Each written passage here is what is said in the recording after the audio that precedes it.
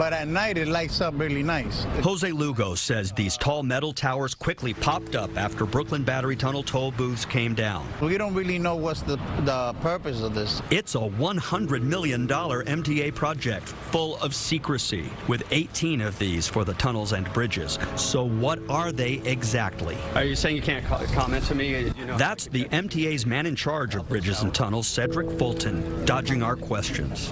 Not even later can we talk to you about it, or can I make an appointment? Some MTA board members, including New York City Transportation Commissioner Polly Trottenberg, say they know too little about the towers, even with about half the money spent and some of the towers up. A lot of the board members felt like they didn't have all the details they would have wanted, myself included. Residents who say they suspect there is much more going on with these towers than meets the eye wonder, will they ever know what's going on inside them?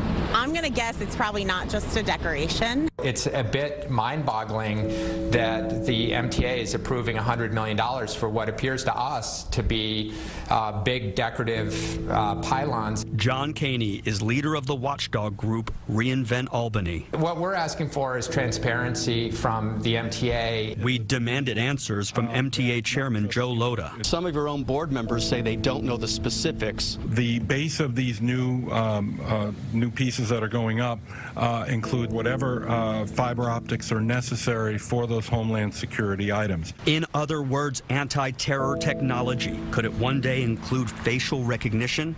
We don't know.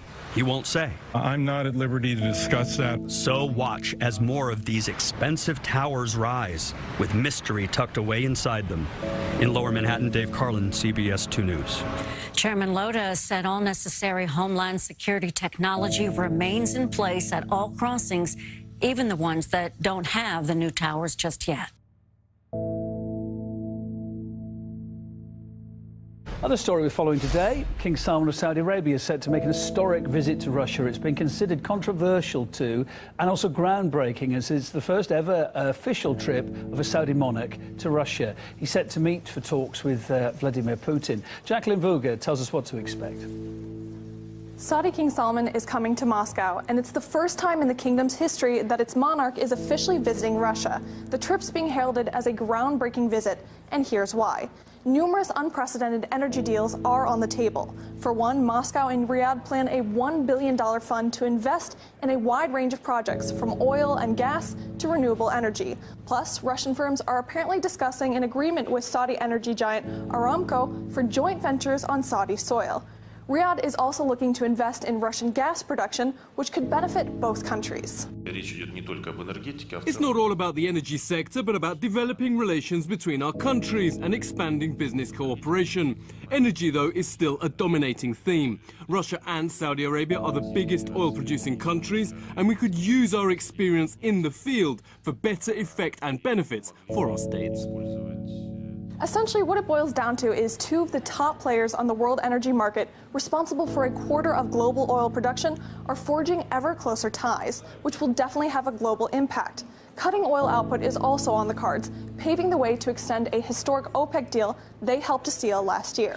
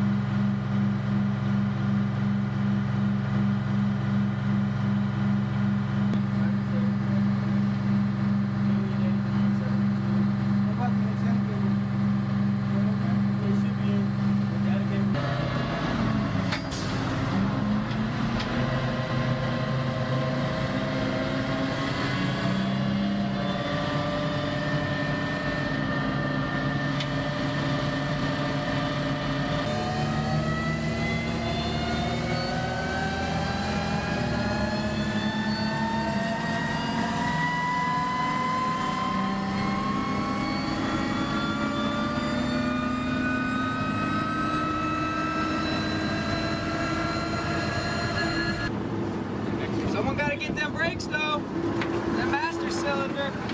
Alright. It's time to cool off anyway, so we're with you. Watch out, thanks for that.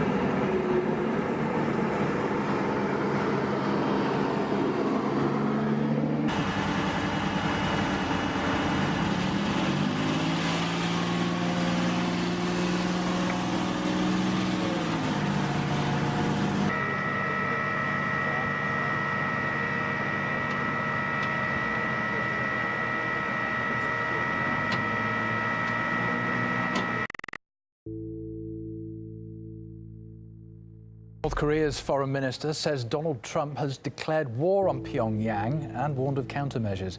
It's after Trump's inflammatory comments about the North Korean leader on Twitter.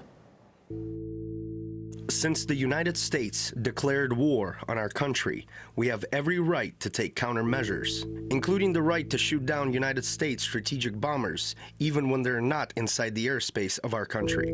It's important to point out that North Korea's foreign minister was responding to comments by Donald Trump on social media, specifically on Twitter. Donald Trump said that North Korea's leader might not be around much longer, and so we have this response from North Korea's foreign minister. Now, we've heard from the Pentagon. They have responded to the comment from the foreign minister saying, if North Korea does not stop their provocative actions, we will provide options to the president. And now we have a response from the U.S. Not declared war on North Korea, and frankly, the suggestion of that is absurd. It's never appropriate for a country to shoot down another country's aircraft when it's over international waters. Our goal is still the same. We continue to seek the peaceful denuclearization of the Korean Peninsula. That's our focus, doing that through both the most maximum economic and diplomatic pressures as possible at this point. There's been quite a back and forth between Donald Trump and the leaders of the DPRK. The United States has great strength and patience, but if it is forced to defend itself or its allies, we will have no choice but to totally destroy North Korea.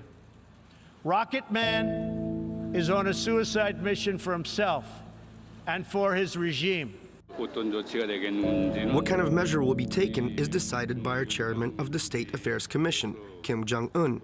But I think that the strongest ever hydrogen bomb might be tested in the Pacific.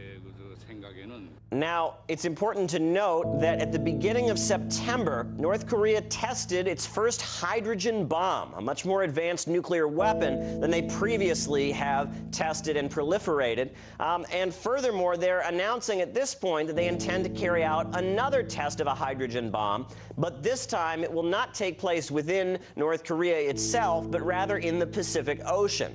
So many are wondering what will happen if North Korea does indeed test a hydrogen bomb in the Pacific Ocean. What response will we see from the United States? As of yet, it's just a war of words, but people are concerned. Many people around the world are no doubt concerned that this could lead to a catastrophic conclusion. Well, one expert on the region that we talked to believes that one peace initiative that's been proposed by China and Russia could resolve the crisis if the United States is willing to take the first step. Here's the main question. The main actor is the United States.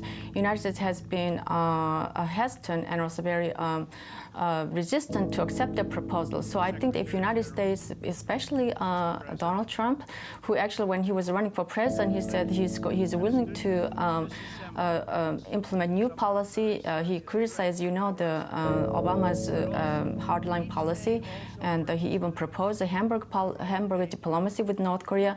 I think tomorrow, if President Trump agrees and support the proposal that China and Russia support and many other leaders support, I think that we can avoid this catastrophic, disastrous outcome. So I think that it's again up to the United States that can avert really a catastrophic consequence.